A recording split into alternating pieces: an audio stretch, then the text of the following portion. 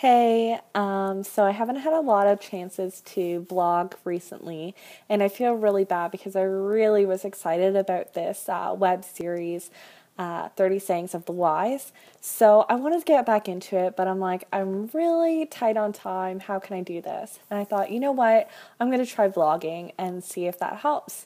So hopefully it works. We'll see. And if it does, maybe I'll continue to vlog. But anyways, so to get back onto the series, basically 30 Sayings of the Wise, we are on saying number 5. So if you haven't got a chance yet, look below and just read the scripture. Basically what it's talking about is moving boundary stones. And it says not to move those boundary stones that have already been set up. And basically boundary stones are just like property markers that we have today. They're even just how we survey land and things like that, and we know, this land belongs to this person, this land belongs to that person, and you get into a lot of that when you're selling property and things like that, but we don't hear about it on a regular basis.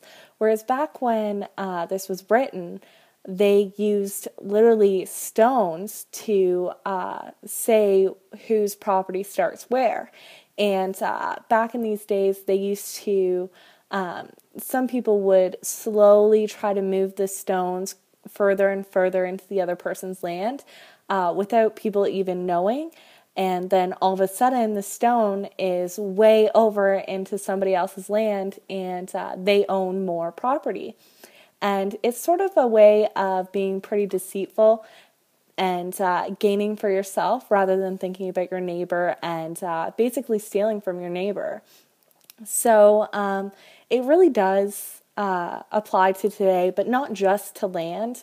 One thing that I was thinking about today was that, it can be something as simple as work.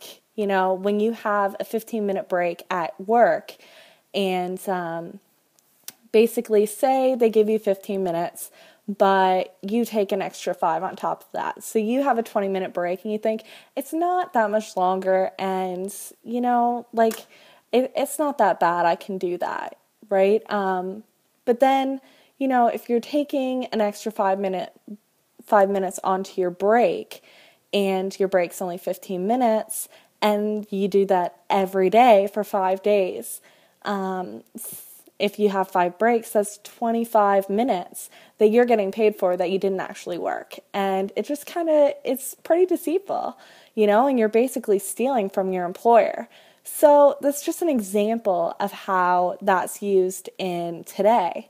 So really, we need to really evaluate where are we skimming the edges and where are we taking advantage of the people around us and our neighbors and things like that. And remember, it's not just with land, it's not just with work. There's so many different types of things that you can skim off the top like that. So, maybe just take some time now, evaluate your life and, ask God, what is it that I'm doing that's maybe not being faithful to the people around me, and how am I trying to gain for myself rather than thinking about others?